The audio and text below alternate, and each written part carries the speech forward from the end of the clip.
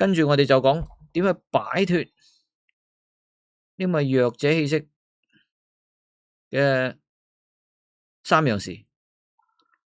首先要平時養成眼神唔好迴避，講嘢聽人講嘢嗰陣時，堅定嘅要望住對方眼睛，或者佢兩眉之間嘅人中嘅地方，即係兩眉之間嗰個位置。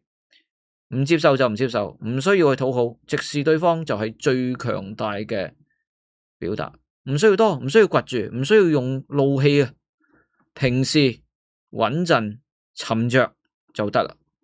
其實真係最自然。第二就係咩啊 ？Chest up， 坐直，腰要挺，雙手自然放低，唔好似好緊張咁，又摸面摸頭髮，或者係尷尬嘅陪笑。真正嘅自信就係連心跳同呼吸都係沉穩。第三就係每個禮拜都做一次叫做咩啊 ？Cleansing， 即係情緒垃圾清理啊！你要清理個垃圾噶，攞一張紙出嚟寫低呢個禮拜你有冇去做咗啲弱者嘅行為咧？譬如話太 care 人哋啊，驚你驚路啊，有冇自我懷疑、自我批評，寫出嚟拆解佢，係咪啊？將呢啲咁嘅假情緒同埋現實要分開，係嘛？跟住我哋就要講下點樣去建立自己嘅陽氣，建立自己呢個底氣，係嘛？有3步，係咪？第一步就係大方嘅接受稱讚。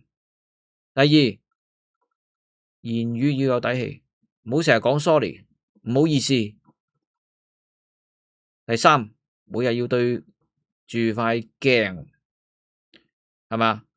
同埋咧要練習將呢啲咁嘅成功同埋要記錄低佢，係嘛？每日對住鏡子講自己3個優點，記錄一件每日做過有用有價值、自己有用、自己有信心、對自己有信心嘅事，係嘛？對自己講一句，同埋要對自己講一句鼓勵嘅說話。我掂，我今次好掂，我覺得我今次呢件事做得好好，係鼓勵正面嘅，係嘛？之前講啊，大方接受人哋嘅稱讚，人哋讚你唔好推卻，簡單一句多謝，係嘛 ？Thank you 就 OK 啦。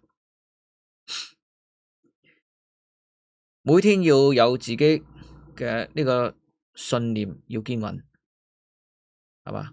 就要對住自己講，我有權係優先善待自己，呢個唔係自私。